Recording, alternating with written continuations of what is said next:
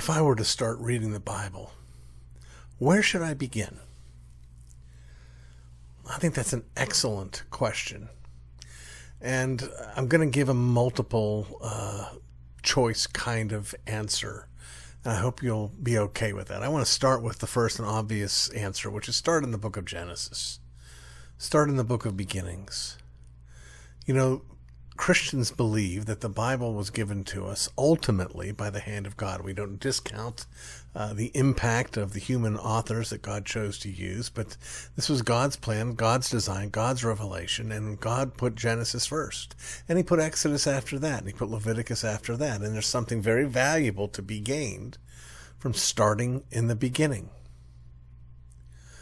But there's also this danger that you'll get bogged down.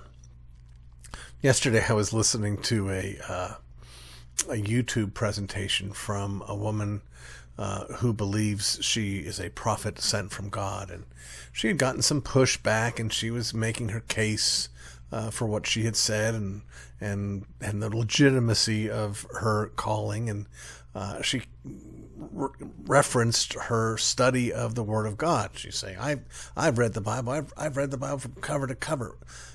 And then, by God's grace, she had a little, what shall I say, twinge of conscience. And she admitted, well, I did get, bogged down in numbers. Maybe skipped lightly over that. And to her credit, admitted that. I understand that happens.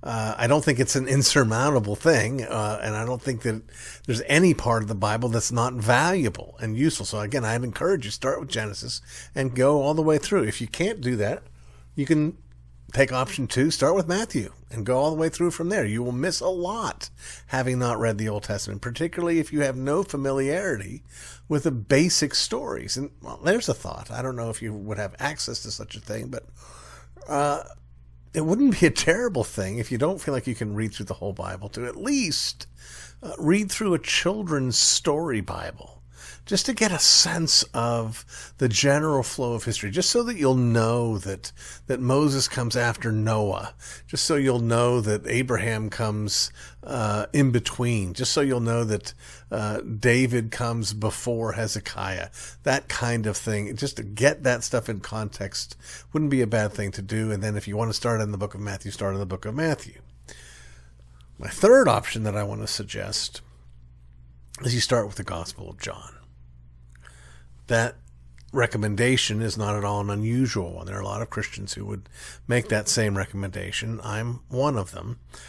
John's Gospel is different from the first 3 Gospels, which are called synoptic Gospels. Those Gospels, while certainly not exhaustive in the sense that they tell us every day what Jesus had for dinner, they are, generally speaking, chronological. Whereas the approach that John takes is more like a series of snapshots during the life of Jesus, with particular focus on particular times, not necessarily in chronological order, but designed to show us who Jesus is. Now, I don't want anyone to ever hear me say that you can have a healthy understanding of who Jesus is apart from the Old Testament. I don't believe that for a moment. But I do believe that Jesus is presented with greater clarity in the Gospels, and in particularly in the Gospel of John. And I do believe that getting a grasp of Jesus is of the utmost importance. The last place I'd recommend that you, not last like it's the last one, but the last recommendation I'm going to give is to start with Romans. And Romans is difficult. Romans is heavy. Romans is theological, but it is, in a manner of speaking, a kind of systematic theology all in one book. It will give you a doctrine of man. It will give you a doctrine of revelation. It will give you a doctrine of sin. It'll give you a doctrine of who Jesus is and what Jesus accomplished and how we have peace with God, and a doctrine of providence, all those things. Even a perspective on how the Old and the New Testament relate to each other. It's a wonderful, wonderful book. It's heavy. Go slow.